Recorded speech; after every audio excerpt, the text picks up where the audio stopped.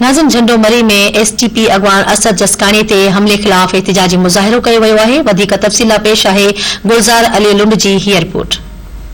कालका press club झंडोमरी ते हींअर असीं बीठल आहियूं जिते एसटीपी पारां एहतिजाज कयो पियो वञे। एसटीपी जेको तालके झंडोमरी जा अॻवान आहिनि हुन पारां एहतिजाज जारी आहे।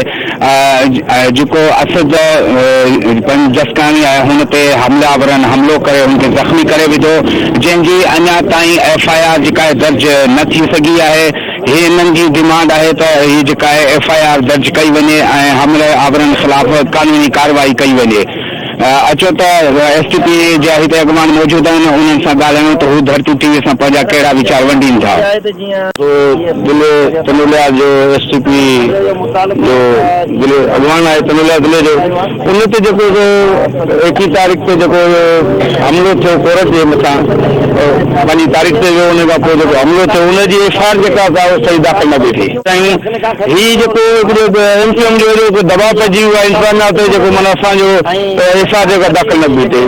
पंहिंजा माण्हू जेके आहिनि 15 खां 16 माण्हू जिन थाणा साड़ा हेॾो नाजाइज़ी कयूं, शहर सिंधु लिहार पूरो भरी चुको हो, एॾी इंतज़ाम आहे कि परेशान कयो। उनजे बावजूद राति जो एॾे सियासी दबाव ते पंहिंजा माण्हू छॾाए विया। असांजो माण्हू अस्पताल में अॼु ॾींहं ताईं जेको ज़ेर इलाज आहे उनजी गोली उनखे लॻियल आहे।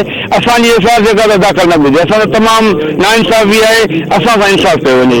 को कातिलानो हमलो थियो उनजी अॼु ॾींहं ताईं न NC कटी वई आहे न FIR कटी वई आहे।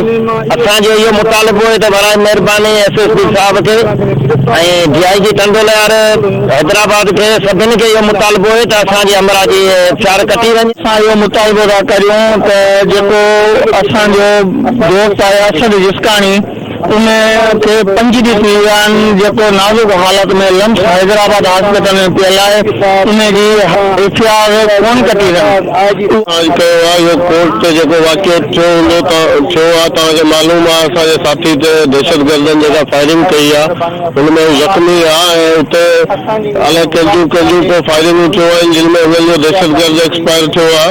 उन्हनि उन असांजे ज़ख़्मी दोस्त जी FIR कराई आहे त असां इन मक़सद लाइ गॾु थिया आहियूं त असां इंसाफ़ कयो वञे। जेको असांजो ज़ख़्मी दोस्त आहे उनजी FIR दर्ज करे असां इंसाफ़ कयो वञे। कैमरामैन रियाज़ अब्दुल हकीम लुंड सां गॾु गुलज़ार अली लुंड, धरती TV न्यूज़ झंडोमरी।